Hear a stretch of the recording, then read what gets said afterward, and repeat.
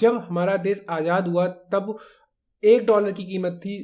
3.3 rupees. 1985 में ये कीमत बढ़ के हो गई 12.85 रुपीज और 1995 में ये कीमत बढ़ के हो गई 32 रुपए। फिर 2011 में ये कीमत और बढ़ी और बढ़ के हो गई 55 रुपए और प्रेजेंट टाइम पे जन 2023 में ये प्राइस बढ़ के 82 रुपीज पहुंच गई है। तो आज की वीडियो में इसी चीज पे डिस्कस करेंगे कि इंडियन रुपी डॉलर की कंपैरिजन में इतना ज्यादा डेप्रिसिएट क्यों कर रहा है। दूसरा टॉपिक जिस पे आज डिस्कस करेंगे कि जो ये रेट है डॉलर की कंपैरिजन में रुपी का ऊपर नीचे होना, ये डिसाइड कौन करता है। तीसरा टॉपिक होगा कि जो ये dollar day by day increase हो क्यों रहा है, हम लोगों को क्या फायदे और क्या नुकसान है। चलिए स्टार्ट करते हैं आज की इस वीडियो को। तो 2011 में इंडियन रुपी की कीमत थी 55 रुपए और जो बढ़ के जनवरी 2023 में हो गई है 82 रुपीज। तो पहली चीज कि ये जो प्राइसिंग है ये ऊपर नीचे होती क्यों है और कौन इस प्राइसिंग को ऊपर नीचे करता है। तो इसका आंसर है कोई एक पर्टिकुलर इंसान नहीं है और ये जो प्राइसिंग है वो डिमांड और सप्लाई पे डिपेंड करती है। तो जो ये प्राइसिंग है ये ऊपर नीचे होने का जो रीजन है वो है एक्सचेंज रेट। एक्सचेंज रेट को अगर सिंपल शब्दों में बताया जाए तो उसका मतलब है कि एक ऐसा रेट जिसपे आप अपनी करेंसी को दूसरी करेंसी के साथ कन्वर्ट करते हो। $1 बराबर 82 रुपीज है तो उसका मतलब है को रुपए को डॉलर में कन्वर्ट करना है तो आपको 82 रुपीज देने पड़ेंगे $1 परचेज करने के लिए। और इसी को बोलते हैं रुपी डॉलर एक्सचेंज रेट। दो टाइप के एक्सचेंज रेट होते हैं, एक होता है फिक्स्ड एक्सचेंज रेट, दूसरा होता है फ्री या फिर floating exchange rate. Floating exchange rate है ये डिमांड और सप्लाई पे वर्क करता है। फॉर एग्जांपल कि अगर मान लो जो फॉरेन इन्वेस्टर्स हैं वो अगर इंडिया में अपने रुपए को इन्वेस्ट कर रहे हैं तो उससे हमारा जो रुपी है उसकी डिमांड बढ़ेगी और जब उसकी डिमांड बढ़ेगी तो हमारा रुपी मजबूत होगा एज कंपेयर टू डॉलर। दूसरा फैक्टर है कि जब हम लोग इंडिया में मैन्युफैक्चर करके चीज़ों को बाहर एक्सपोर्ट करेंगे दूसरी कंट्रीज में, तो जब हम दूसरी कंट्रीज में एक्सपोर्ट करेंगे तो उससे ना हमारी देश के अंदर ना जो डॉलर है वो और आएगा, जिससे हमारी जो इकोनॉमी है वो और ज़्यादा बूस्टअप होगी और जिससे फर्दर हमारे जो फॉरेन रिजर्व्स हैं वो बढ़ेंगे। उसके साथ साथ ना हमारा रुपी धीरे धीरे मजबूत होता जाएगा। लेकिन इसी की दूसरी साइड जब फॉरेन इन्वेस्टमेंट हमारी कंट्रीज में कम आएंगे तो हमारी जो करेंसी है वो धीरे धीरे डेप्रिसिएट होगी और जब हम एक्सपोर्ट जो है वो कम करेंगे तो हमारी कंट्री में डॉलर है वो भी कम आएंगे, जिनसे हमारे फॉरेन रिजर्व भी कम होंगे और जिससे ओवरऑल ना हमारा जो रुपी है वो डेप्रिसिएट करेगा और डॉलर की वैल्यू इंक्रीज होगी। ये रीजन हो गए जो इंपोर्ट और एक्सपोर्ट पे डिपेंड करते हैं।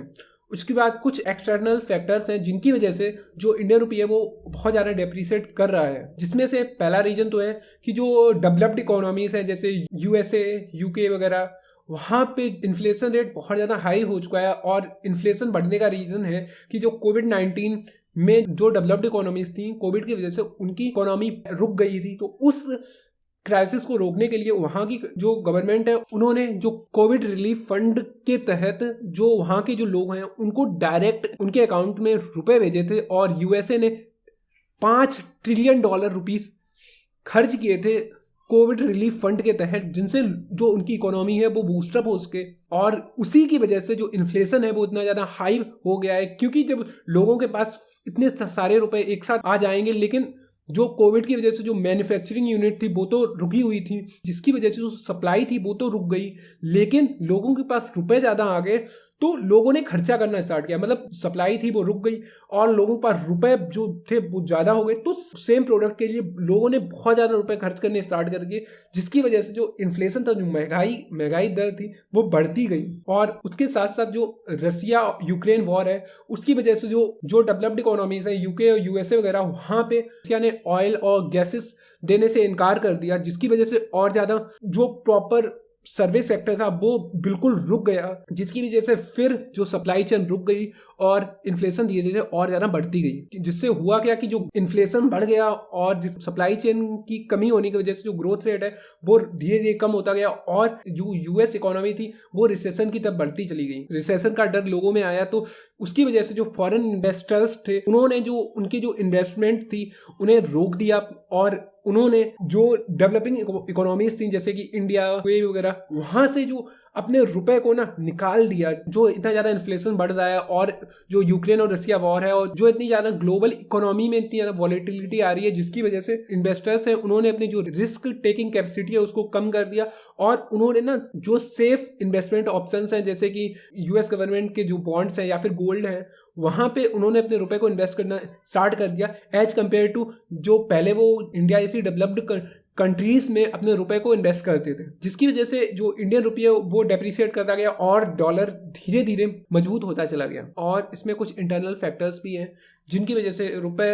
और ज़्यादा डेप्रिसिएट होता गया, जैसे कि जो इंडिया के अंदर जो होलसेल और रिटेल इन्फ्लेशन रेट है वो बहुत ज़्यादा हाई हो चुका है, जिसकी वजह से मैन्युफैक्चरिंग जो कॉस्ट है वो बढ़ती गई, जिसकी वजह से जो इंडिया के जो एक्सपोर्ट थे जो हम इंडिया में मैन्युफैक्चर करके दूसरी कंट्रीज में बेचते थे, तो अब वो एक्सपोर्ट्स भी कम हो गए, इसकी वजह से यूएस डॉलर आना कम हो गया और जो इंडियन रुपी है वो धीरे धीरे और ज्यादा डेप्रिसिएट होता चला गया। तो करंट फाइनेंशियल ईयर 22-23 में जो आरबीआई ने जो जीडीपी ग्रोथ रेट प्रिडिक्ट की थी 16% की, लेकिन जो ग्रोथ रेट है वो 13.5% रही। और ये एक बहुत बड़ा रीजन है कि जब इंडिया की जो ग्रोथ रेट है वो प्रिडिक्शन के अकॉर्डिंग नहीं बिहेव कर रही है, तो जो फॉरेन इन्वेस्टर्स के लिए ये एक खतरे की घंटी की तरह बिहेव किया, जिनकी वजह से उन्होंने जो अपने इन्वेस्टमेंट है वो इंडिया से निकाल लिया। अप्रॉक्स 3 लाख करोड़ रुपीस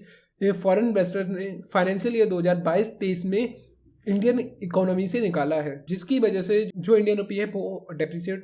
होता गया। हमारे यहाँ प्राइड के तरीके से देखा जाता है कि अगर इंडियन रुपी की जो वैल्यू है वो बढ़ जाए एज कम्पेयर टू डॉलर, लेकिन अगर वो वैल्यू कम हो रही है तो उस चीज़ के कुछ फायदे भी हैं, जिसमें से एक फॉरेन टूरिस्ट हैं वो और ज्यादा इंडिया में ट्रेवल करना पसंद करेंगे, क्योंकि सेम डॉलर में यहाँ पे ज्यादा रुपए मिलेंगे तो वो और ज्यादा इंडिया में आके ट्रेवल करेंगे। और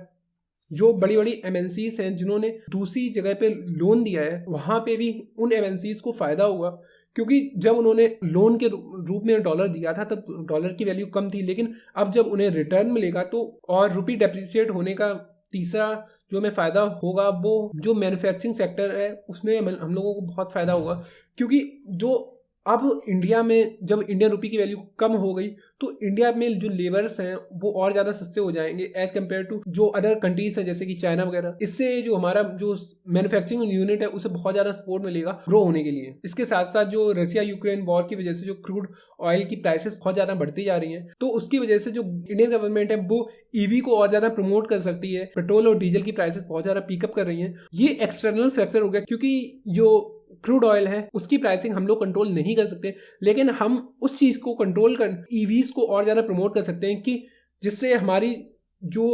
ऑयल की नीड के लिए दूसरे कंट्रीज पे जो डिपेंडेंसी है वो धीरे धीरे कम होती जाए। तो ये सारे फैक्टर्स थे जिनकी वजह से जो रुपी है वो डेप्रिसिएट होता जा रहा है। तो that's all for this video. अभी के अभी इस चैनल को सब्सक्राइब कर लें ऐसी और ज़्यादा इंटरेस्टिंग वीडियोस देखने के लिए।